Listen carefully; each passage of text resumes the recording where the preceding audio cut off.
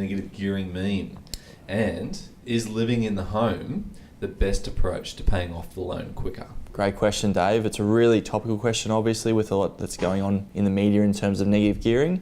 So in answer to your question, what negative gearing is essentially making a loss on an investment property. So if your rental doesn't cover all the costs of holding that property, so your interest, rates, water bills, all those sort of things, then and you make a loss, that's negative gearing.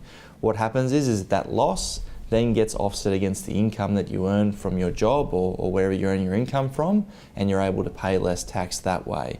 Now, a lot of people do buy property for negative gearing purposes, but in our eyes, we see this as a secondary benefit of buying property.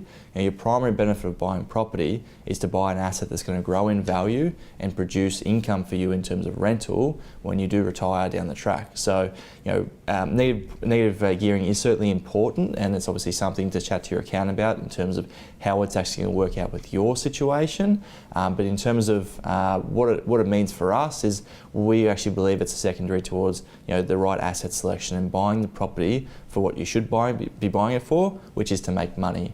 Now, if that means that you have to pay some tax along the way, the simple analogy is would you rather give me $1,000 and I'll give you $300 back, or would you rather have $1,000 and give me $300?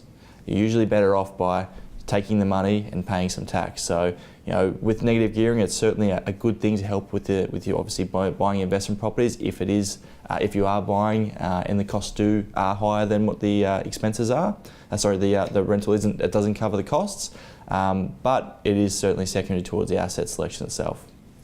Great question, Dave. And for the second part of the question, is living in the home the best approach to paying off the loan quicker? It's an interesting question because I think it certainly comes down to, we mentioned in a previous episode rent vesting in terms of the benefits of rent vesting, which basically means renting in an area you want to live in and buying where you can afford it and renting it out. Now, if you've already got the property and you're living in it, given that debt isn't necessarily going to be what we deem as good debt, which is deductible debt or debt against assets that increase in value, some people think it might be dead money.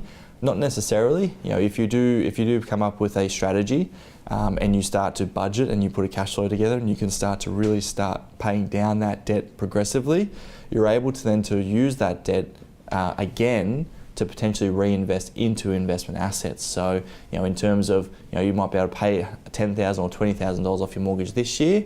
If you then convert that $20,000 into a new loan and use that for investment purposes, you're actually able to use the equity in your property to reinvest again and continue to grow your asset base. So, if you are in there, it doesn't necessarily mean it's a bad thing. It means that you've got an asset base, which is great. It means you're in the market, but it means that you'll need to start paying down that loan as quick as you can so you can build your equity and reinvest again.